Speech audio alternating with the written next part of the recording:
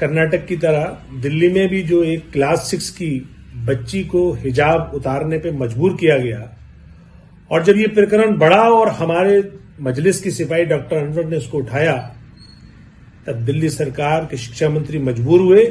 उन्होंने ये बयान जारी किया कि दिल्ली सरकार के स्कूलों में किसी भी तरह का, किसी भी कलर का हिजाब पहन के आया जा सकता है।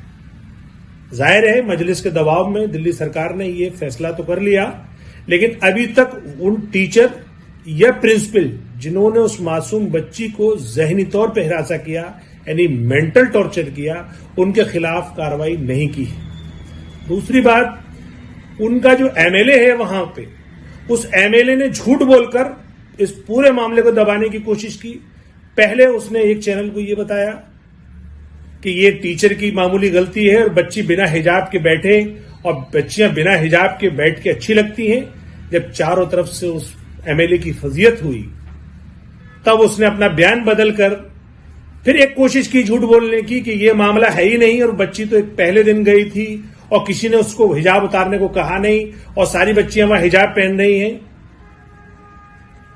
लेकिन जब मेरे सामने ये वाकया आया तो मैं खुद पर्सनली आज मिलने गया। मैं उस बच्ची से मिला, बच्ची के मां बाप से मिला और तफसीली गुफ्तगू के बाद ये पता चला कि इस एमएलए और एमएलए के बहुत सारे गुंडों ने उसके घर को घेरा और उसे मजबूर किया कि तुम सच मत बताना। लेकिन वो तो बच्ची और बच्ची के वालिदैन बहादुर हैं कि वो अपनी बात पर अड़े रहे और उन्होंने आज हमें बताया कि ईडी से लेकर सारे अफसर, प्रिंसिपल और टीचर सब माफी मांग रहे हैं और कह रहे हैं कि हम हाथ जोड़ने को तैयार हैं, आप इस मसले को मत उठाइए।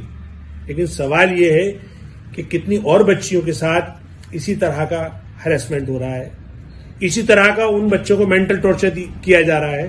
तो दिल्ली सरकार को हिजाब के ताल्लुक से क्लियर कट इंस्ट्रक्शन जारी करने चाहिए, उन टीचर और प्रिंसिपल के खिलाफ सख्त एक्शन लेना चाहिए। दूसरी तरफ आज साउथ एमसीडी की जो एजुकेशन कमेटी की चेयरमैन है, उन्होंने एक अजीबोगरीब ऑर्डर जारी कर दिया कि क्लास 5 तक के जो एसडीएमसी के स्कूल हैं उसमें किसी तरह का आप रिलीजियस अटायर में नहीं आएंगे। तो आप मुझे बताएं, क्या क्लास 5 तक के बच्चों का मौलिक अधिकार नहीं है? क्या क्लास 5 तक के बच्चों पर संविधान लागू नहीं होता? जब संविधान हमें इस बात की इजाजत देता है कि हम जो चाहें वो पहने, जिस तरह से चाहें रहें, ये multi cultural, multi religious country है। संविधान में हर तरह के कल्चर को, हर तरह के मजहब को मानने की, अपनाने की, प्रैक्टिस करने की आजादी है।